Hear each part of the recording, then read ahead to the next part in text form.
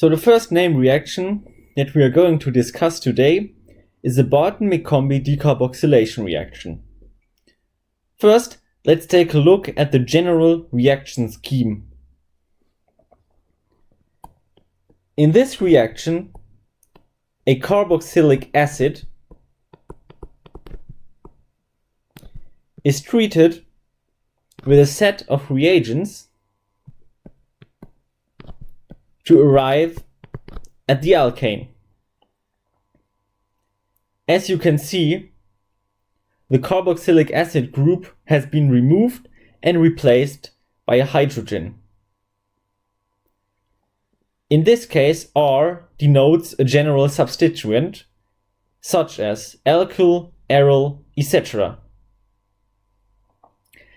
Now, in order to achieve this transformation, a variety of reagents are needed. I will now present these reagents and explain why they are used. So the first reagent that is needed for this reaction is often abbreviated as DCC. DCC stands for dicyclohexyl carbodiimide. Let me draw the structure.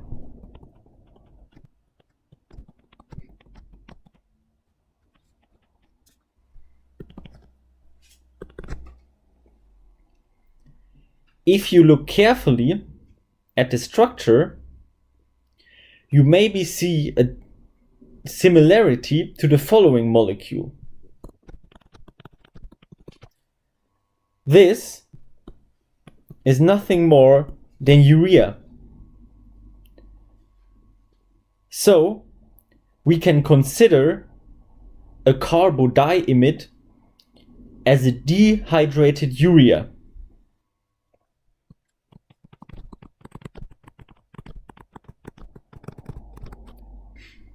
This reagent is necessary to activate the carboxylic acid, as you will see shortly. The next reagent that we are going to need is N-hydroxythiopyridine.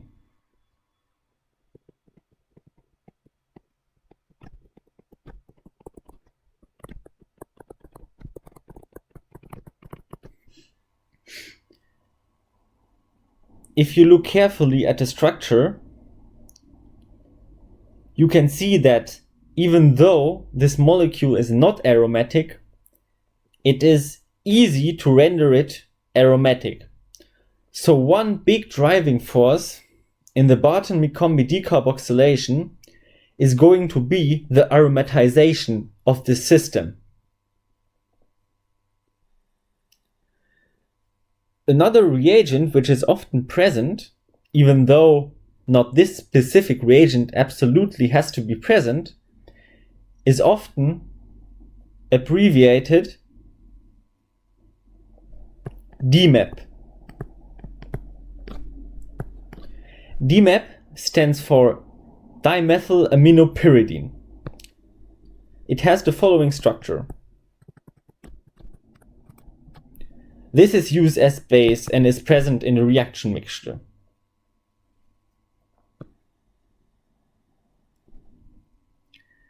Since this reaction is a radical reaction, we need some mean of activation or generating the first radicals.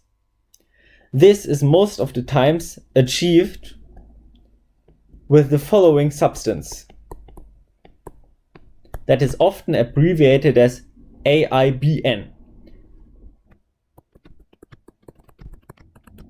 AIBN stands for azo-bis isobutyronitride.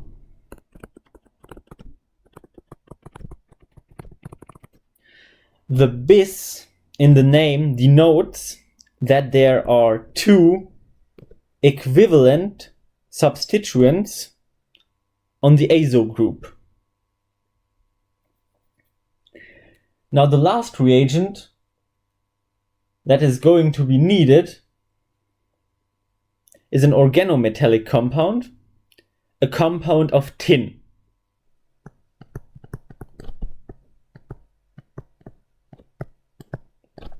This is tributyl tin hydride.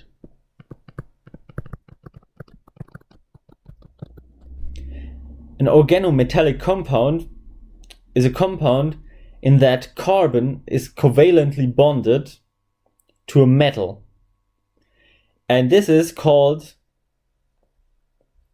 in this case, a hydride also, because we have a hydrogen covalently bonded to the metal. Now with these reagents, we are now ready to discuss the scheme of the reaction and then the mechanism of the reaction.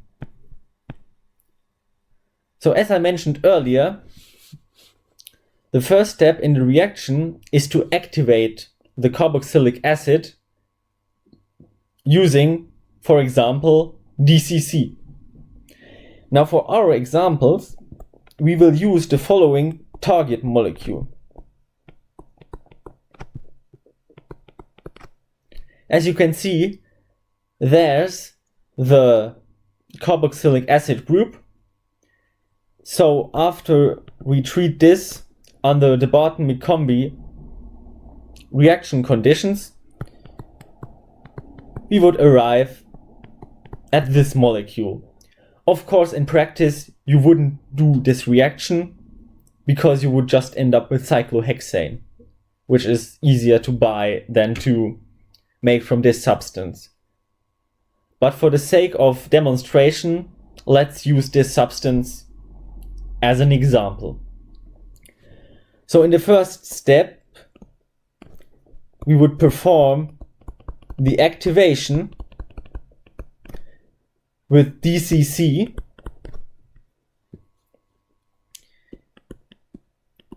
and we would end up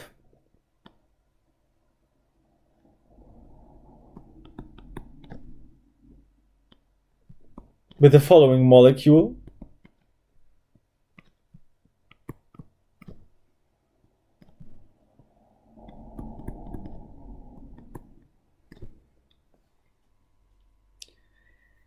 After this activation step, the compound is treated with our N-hydroxythiopyridine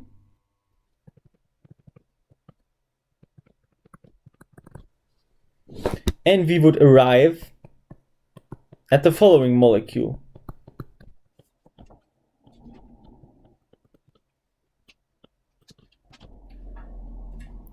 At this point, a fragmentation reaction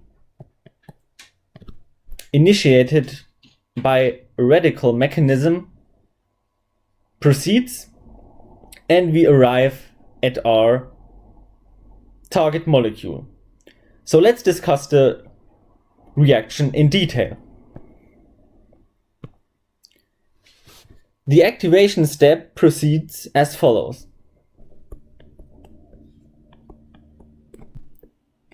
We have our carboxylic acid present, and under the presence of our base, it is deprotonated, and it will then react with our DCC. I will abbreviate the cyclohexyl groups like this. The now deprotonated carboxylic acid attacks at the carbon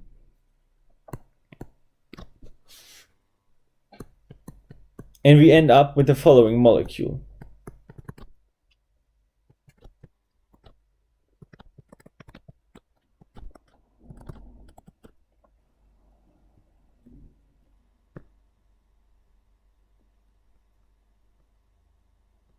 Now you can already see that the dicyclohexylurea is beginning to form, which, as you remember, is one driving force for this activation reaction. Now this activation reaction is just necessary so that we can substitute our N-hydroxythiopyridine onto our carboxylic acid. You could also activate your carboxylic acid by transforming it into an acid chloride, for example, by using phosgene, diphosgene, or other chlorinating agents.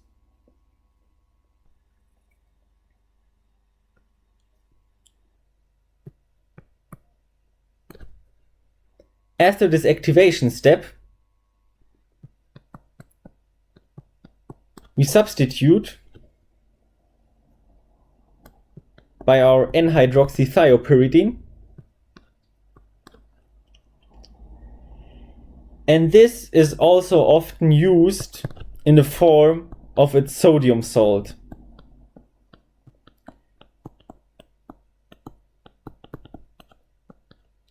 Which form is used is depending on the type of base present in the reaction mixture, and also solubility considerations have to be taken into consideration. So depending on what solvent you use for the reaction. Now, we simply substitute and form our urea.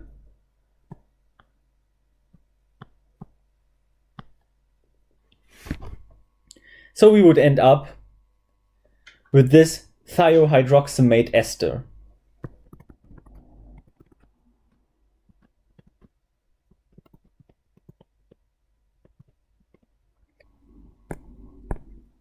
So let me highlight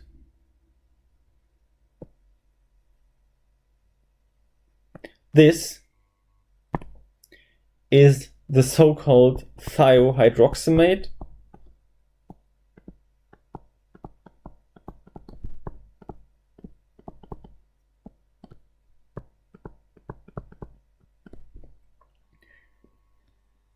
As I discussed previously, this system is not aromatic, but we now can render it aromatic, and this is the big driving force for the reaction. For this, we need radicals in special tributyl tin hydride radicals. These are formed in the following way. We have our AIBN, our activator, and this can decompose under the influence of either heat or ultraviolet light, under nitrogen loss, and we would form two isobutyronitrile radicals. These bonds that I'm going to highlight in blue are weak because via a radical reaction we can form very stable nitrogen gas. So the loss of nitrogen gas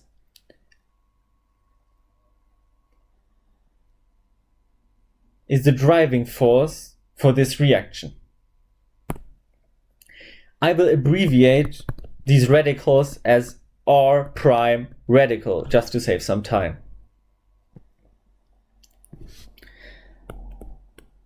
These radicals react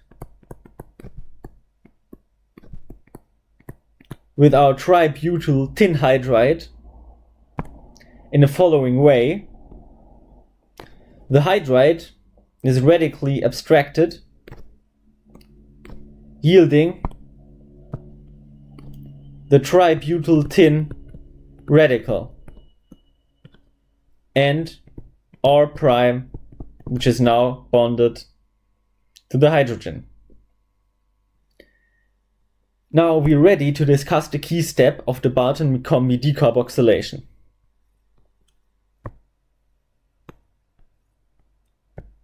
So let me redraw our thiohydroxamate ester.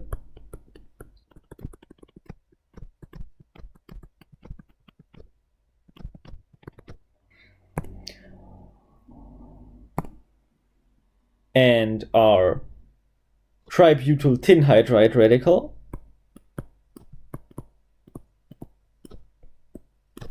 Now you have to know that tin is very thiophilic. That means it loves sulfur and it loves to bond with sulfur. So in this case, the reaction which takes place in high selectivity is a radical reaction at the sulfur-carbon double bond in the following fashion.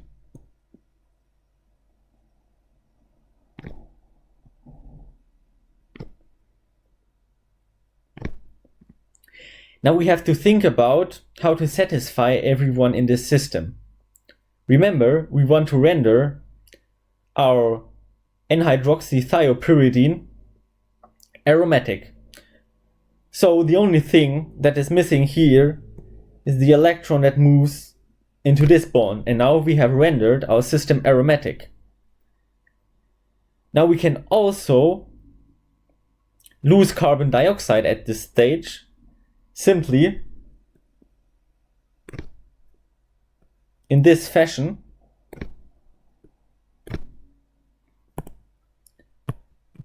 So the two major driving forces are first the aromatization of the system, and secondly the loss of carbon dioxide, which is of course a stable gas with a lot of degrees of freedom compared to our educts. Now we are left with our cyclohexyl radical, which then undergoes reaction with our remaining tributyl tin hydride, so that the tributyl tin radical is reformed, and this can then participate in this reaction with another molecule, so that the cycle continues. And we end up with our desired molecule, cyclohexane in this case. This step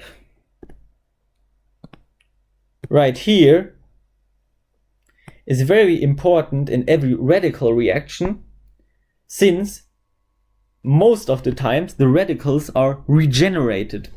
That means we only need a very small amount of our initiator.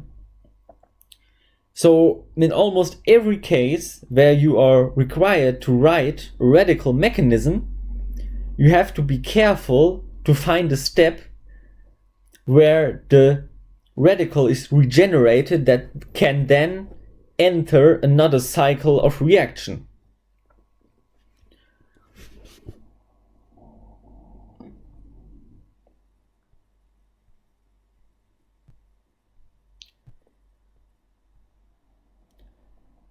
Now, how is this used in organic synthesis? Well, most of the times, actually, in synthesis, you would like to go in this fashion. So you would like to go from the unfunctionalized molecule to the functionalized molecule. However, in total synthesis, it is often the case that you need a lot of functionality to be able to perform the desired reactions. Then, in the last steps, you have to remove some of the functional groups to arrive at your desired target molecule. We are going to discuss the application of the Barton McCombie decarboxylation at a real total synthesis example now.